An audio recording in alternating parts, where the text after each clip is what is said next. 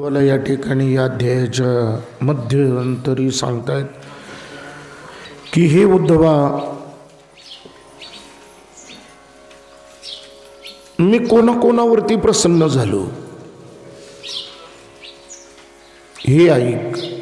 आणि उद्धवाला सांगताना ते म्हणू लागले, केवळ जे अपवित्रे रिसे आणि वानरे म्या पूजली गवळ्याची पोरे ताक पेरे रानटे. मी अशी अपवित्र असणारी अस्वलं असतील, वानरं असतील, त्या गवळ्यांची मुलं असतील, या सगळ्यांवरती मी प्रीती केली. एवढंच काय, परंतु विदुरदासी पुत्र तत्वता भावे पडिया भगवंता भावो प्रमाण परमार्था. विदुर दासीपुत्र होता, त्याच्यावरती सुद्धा देवाने खूप सुंदर असं प्रेम केलं. मी नेहमीच विदुरचा एखादा प्रसंग वगैरे सांगत असतो, नाही का, की हस्तिनापूरमध्ये देव गेला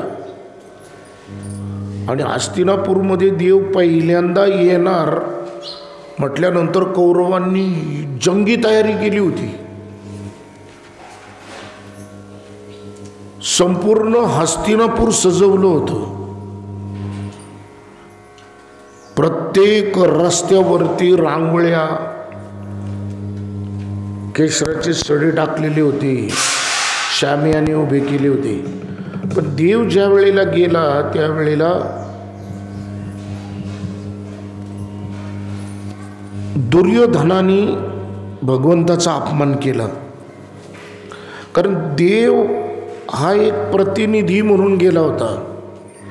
पांडवांचा छळ चाललेला होता आणि देवाने तो छळ थांबवण्याच्या प्रयत्नासाठी कौरवांना समजून सांगितलं. पण क्रोध अनावर झाला आणि दुर्योधन काही बडबडायला लागला. सुईच्या टोका एवढी सुद्धा जागा देणार नाही.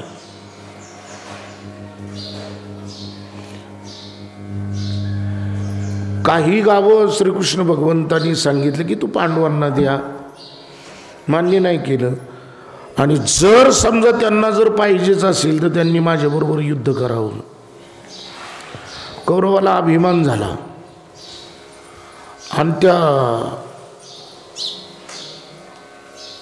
दुर्योधनाने असं बोलल्यावरती देवाला थोडंसं अपमानित झालं. आणि उद्धव बरोबर होता. म्हणून एक सांगतो तुम्हाला की जिथं आपली अवेलना होईल तिथं कधीच थांबायचं नाही. ते स्थळ सोडावं, काही बोलू नये, पण ते स्थळ सोडून द्यावं. म्हणजे मला या ठिकाणी सांगायचंय की जर घरातलीच लोक आपल्याला जर वाईट बोलत असतील, कशाला घरी थांबायचं, यायचं नाही इथं पारायणाला. घरची लोक विचारत सुद्धा नाही. इथं काय रोजचे एक पदार्थ आहेत. बरं काय स्वयंपाक करायचा आहे का वाटण वाटायचे, काही नाही ना, सगळं आहे इथं आहे ना, आहे का नाही. मग आणि सकाळी नाश्ता, बरं लोक उठवतात, उठा पाणी तापलं, नाही का. म्हणजे एवढं सगळं इथं असताना कशाला उगाच त्यांचे जोडे खायला घरी राहायचे. सगळं आता काय नुसतं नळाला गरम पाणी यायला लागलं.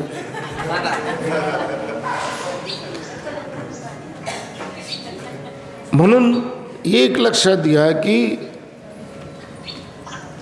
विदुराला सुद्धा अपमानित केलं धृतराष्ट्राने की तू प्रत्येक वेळेला मला रणांगणावरचं सगळं सांगतोस, परंतु माझीच मुलं मेलेली सांगतोस. पण जे खरं आहे तो विदुर बोलत होता. आणि विदुराने धृतराष्ट्राला समजून सांगितलं की अधर्माने आपण वागतोय, आपण पांडवांवरती कुभांड रचतोय, ते अधर्म आहे, आपला नाश होईल. आणि त्याचा राग धृतराष्ट्राला आला आणि विदुराला हाकलून दिलं. विदुराचा अपमान झाला. विदुर एक क्षण सुद्धा दरबारामध्ये राहिला नाही, वनामध्ये गेला, कोपी निर्माण केली आणि तिथं फक्त भाजी शिजवून त्याने तपश्चर्या केली. आणि बरोबर पत्नी घेऊन देव आला. पण देवाला हस्तिनापूरमध्ये एवढं मोठं स्वागत केलं, एवढ्या महिला त्या ठिकाणी पंचारती घेऊन, पण अपमान झाला. देव म्हणला इथे एक क्षणही थांबायचं नाही, उद्धवा इथून निघायचं. द्रोणाचार्य, कृपाचार्य, भीष्माचार्य ही सगळी माणसं देवाला विनवित होती की देवा जाऊ द्या, तुम्ही दुर्योधनाकडे लक्ष देऊ नका, पण आम्ही विनंती करतो आमच्याकडं चला. ज्या पांडवांना सगळी विद्या शिकवली द्रोणाचार्यांनी, नाही का, तर ते द्रोणाचार्यांनी विनंती केली की कमीत कमी माझ्याकडे तरी चला. पण देव तिकडंही गेला नाही. देव त्या ठिकाणी उद्धवाला घेऊन जे थेट निघाला ते वनामध्ये जिथं दासीपुत्र विदुर राहत होता त्याच्या इथं गेला. बरं, खायला काय नव्हतं, ते भाजीचं पान खाऊन देवाने ढेकर दिला, तृप्त झाला देव.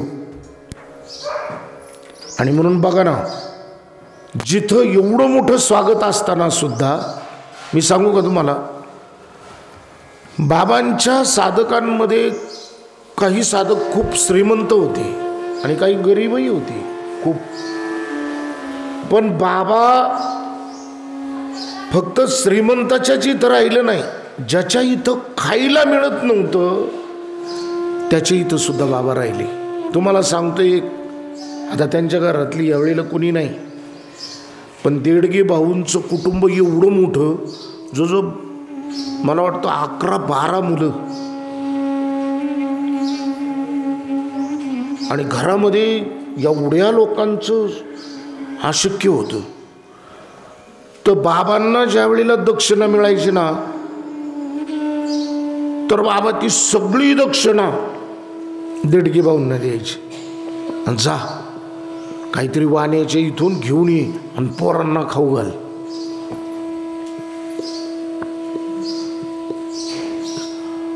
म्हणजे बाबांनी एखाद्यावर, तुम्हाला सांगतो, एक वालेकर नावाचं कुटुंब आहे नांदेडमध्ये, चारही बाजूनी संकट, भावकीने एवढा अन्याय केला, पण बाबांची एवढी भक्ती आणि एवढं श्रद्धा होती बाबांवरती. एक दिवस बाबा नांदेडमध्ये आले. नांदेडमध्ये मोठमोठे वाडे होते, चांगली चांगली घरं पण होती, तिथेही राहिले बाबा. पण ज्या वेळेला बाबांना त्रिकालाचं ज्ञान होतं, मी तुम्हाला पुढं सांगेल, याच्या पुढं 2 ते 3 श्लोक झाल्याच्या नंतर एकूण सिद्धी किती हा प्रश्न उद्धवानी केला. आम्हाला फक्त अष्टमहासिद्धीच माहिती आहे, पण एकूण सिद्धी किती हा प्रश्न विचारल्यावरती देवानी सांगितलं, उद्धवा ह्या 8च सिद्धी नाहीत माझ्या, मी तुला सांगतो पुढं चल. बाबांच्या ठिकाणी त्रिकालाचं ज्ञान होतं, बाबांच्या लक्षात आलं आणि ते कुटुंब रडत होतं. भावकीच्या त्रासामुळं, लोकांच्या त्रासामुळं रानात जाऊन राहिलं. आणि बाबा नांदेडमधनं थेट निघाले आणि कॅनॉलच्या कडेला ते चिखल तुडवत बाबा त्या वालेकरांच्या इथं गेले. आणि दोघही दाम्पत्य रडत असताना बाबांनी त्या वेळेला सांगितलं, काळजी करू नका, ज्याच्यामुळं तुम्हाला दुःख झालं ती सगळी दुःख तुमची नाहीशी होतील आणि सगळं काही तुमची जी अपेक्षा आहे ते सगळं तुम्हाला प्राप्त होईल. आणि नंतरच्या काळामध्ये जेवढंही त्यांचं गेलं होतं तेवढं सगळं त्यांना मिळालं. कोर्टामध्ये, दोन्ही कोर्टामध्ये केस त्यांच्या विरोधात लागलेली, 3ऱ्या वेळेला निकाल लागला आणि त्यांच्यासारखी सगळी प्रॉपर्टी झाली. हे बाबांनी दिलेला आशीर्वाद होता. ही वस्तुस्थिती आहे. आणि हे मी तुम्हाला नुसतं IQ सांगत नाही, तर माझ्या वडिलांचं बोट धरून मी त्या घरामध्ये ज्या वेळेला गेलो होतो त्यावेळेला त्या लोकांनी रडत रडत माझ्या वडिलांना सांगितलं ते मी ऐकलेले.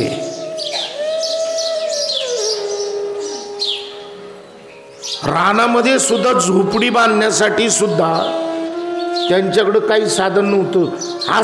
असं घराबाहेर काढलं होतं. जमीनही लुबाडली होती. 2 मुलं आजही ती आहेत. म्हणून जुना कळस होता ना त्याला सगळा रंग त्यांनी मारला होता.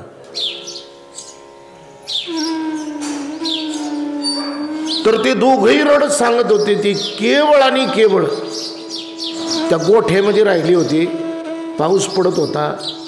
त्या गोठ्यातली पत्रेही गळत होती. आणि अशा अवस्थेमध्ये दोघंही दाम्पत्य रडून हे सांगत होते की जेवढं काय आमचं गेलं तेवढं सगळं आम्हाला केवळ आणि केवळ बाबांमुळं मिळालं. बाबा नांदेडमध्ये राहिले नाही. सगळी लोक म्हणू लागली बाबा आता इथून तिकडं जायचं म्हणजे चिखल तुडवीत जावं लागणार. नका जाऊ तुम्ही, नका जाऊ तुम्ही. हे कुडीतकर वगैरे सगळी माणसांनी सांगितलं जाऊ नका. पण बाबा तिथं थांबले नाही. पण गेले कुठं हे बाबांनाही माहीत नव्हतं. म्हणजे कुणी सांगितलं नव्हतं. पण ज्या वेळेला एखादा साधक अत्यंत संकटामध्ये असेल ते सगळं बाबांना कळत होतं. एक लक्षात घ्या. हे मला सांगायचंय. आणि म्हणून इथं सुद्धा इथं हस्तिनापूरमध्ये देव राहिला नाही तर विदुराच्या झोपडीत गेला.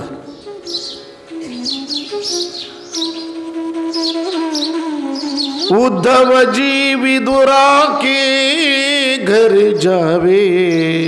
उद्धवा बस आपल्याला विदुराच्या इथे जायचे. बडे बडे मंदिर कौन काम के. जरी महाल असतील त्याच्यामध्ये मला बोलवलेलं असेल पण तिथं जर आदर नसेल, भाव नाही आदर पावी. जिथं श्रद्धा नाही, भाव नाही, आदर नाही तिथं कशाला. उद्धवजी विदुरा के घर जावे. लक्षात घ्या. आणि म्हणून फार मोठा बंगला असला म्हणजे तिथं सुख आहे असं नाहीये. काहींच्या झोपडीमध्ये सुख आहे ते काहींच्या बंगल्यामध्ये सुद्धा नाही. पण ज्या झोपडीमध्ये बाबांनी प्रवेश केला त्या झोपडीमध्ये सुद्धा आहे ना वैकुंठाधिक कैलासी असणारा आनंद त्या झोपडीमध्ये बाबांनी आणला. जिथं अंधार आहे तिथं बाबा गेल्याबरोबर प्रकाश होत होता. मुस्लिम गृहस्थ ज्याच्या मनामध्ये खूप घालमेल चाललेली होती, खूप बाबांच्या विषयी अनेक शंका कुशंकाचं वावटळ उठलं होतं. हम तो अल्लाह से मानते हैं, हम ये मूर्ति और सगुन को मानते नहीं. बोले क्या बाबा बाबा करते हो सब तुम लोग. ये कौन बाबा है, कौन साधू है. आपली सगळी किरकटवाडी नांदेडची लोक म्हणली की आता खडकवासल्याला येणार आहेत. आणि हा मुस्लिम माणूस खडकवासल्यातच राहत होता. बोले हमारे बाबा आने वाले हैं तो आप आ जाओ. तुम्हाला माहिती का महामुनींच्या घराकडे वळतो ना आपण ना खडकवासल्यामध्ये समोर पांडुरंगाचं मंदिर आता ते नवीन बांधलं. तिथं तो मुस्लिम मनुष्य उभा होता. ते ग्रंथामध्ये बाबांनी लिहिलेलं आहे. पण प्रसंग कसा आहे सांगतो तुम्हाला ऐका. एसटी मधनं बाबा रस्त्यावरती उतरले आणि आज ते भाजी मार्केट आहे ना ते तेव्हा नव्हतं. आणि तिथून बाबा निघाले आणि हे संपूर्ण सगळे साधक बाबांच्या मागं. बाबांचा पेहराव त्यावेळेला जे फोटो आपण आता तयार केलाय ना तो पेहराव बाबांचा होता. बाबांच्या हातामध्ये ती काठी, तो सफेद फेटा आणि ते धोतर पुढं बाबा आणि सगळे साधक पाठीमागं. आणि त्या मुस्लिम माणसांनी बाबांना कधी पाहिलेलं नव्हतं बरं का. ते समोर उभे होते आणि लांबून पाहिलं की सगळेजण ज्या व्यक्तीच्या मागं येतात याचा अर्थ तेच त्यांचे साधूबाबा असतील. आणि जसं त्या दृष्टीने पाहिलं तर बाबांच्या पाठीमागे एकदम प्रकाश लख एकदम. तर त्याच्या तोंडातनं त्याच वेळेला हे अल्लाह. जवळ बाबा येत असताना तोपर्यंत त्याचं हृदय भरून आलं, डोळ्यात आसू होती त्या मुस्लिम माणसाच्या. आणि बाबांनी त्या मुस्लिम माणसाच्या जवळ गेल्याच्या नंतर बाबांची त्याची ओळख नव्हती, परंतु बाबांनी एवढंच त्याच्या समोर वाक्य केलं, अल्लाह कळाला का? कारण ते प्रकाशाला मानणारी आहेत. तुला जसं दर्शन तुला पाहिजे तसं मी देतो. आणि तो प्रकाश बाबांच्या पाठीमागं लख पडलेला त्यांनी पाहिला. आणि बाबांनी अगदी सरळ अल्लाह कळाला का एवढं बोलले आणि मामुनींच्या घराकडे गेले. त्याच वेळेला त्या मुस्लिम माणसाच्या लक्षात आलं की ही कुणी सामान्य व्यक्ती नाही. आणि जे बाबांच्या पायावरती डोकं ठेवलं आणि आसू ओढाळली. मग मला सांगा की जो ना आमच्या जातीचा, जो ना आमच्या धर्माचा, जो ना बाबांच्या अनुग्रहित असणारा, त्यालाही दिलं बाबांनी. आमच्याकडे तर बाबांचं नाम आहे आणि आम्ही तर बाबांचं सगळंच गुणन वर्णन करतोय आणि बाबांच्याच ठिकाणी आम्ही सर्व काय पाहतो म्हटल्याच्या नंतर आम्हाला का मिळणार नाही. आणि म्हणून काही लोकांचा भ्रम आहे, डोक्यातनं काढून टाका. कुठंही मिळणार नाही तुम्हाला, पण बिवडीमध्ये आल्याच्या नंतर तुम्हाला सगळं मिळणार हे बाकी ठोकून मी सांगतो. किती कुणी उड्या मारू द्या, काही नाही, बिल्कुल नहीं. जिसको पाना है बस उसने बिवड़ी में ही आना है. कोई कुछ भी कहे, मैं जहां भी जाता हूं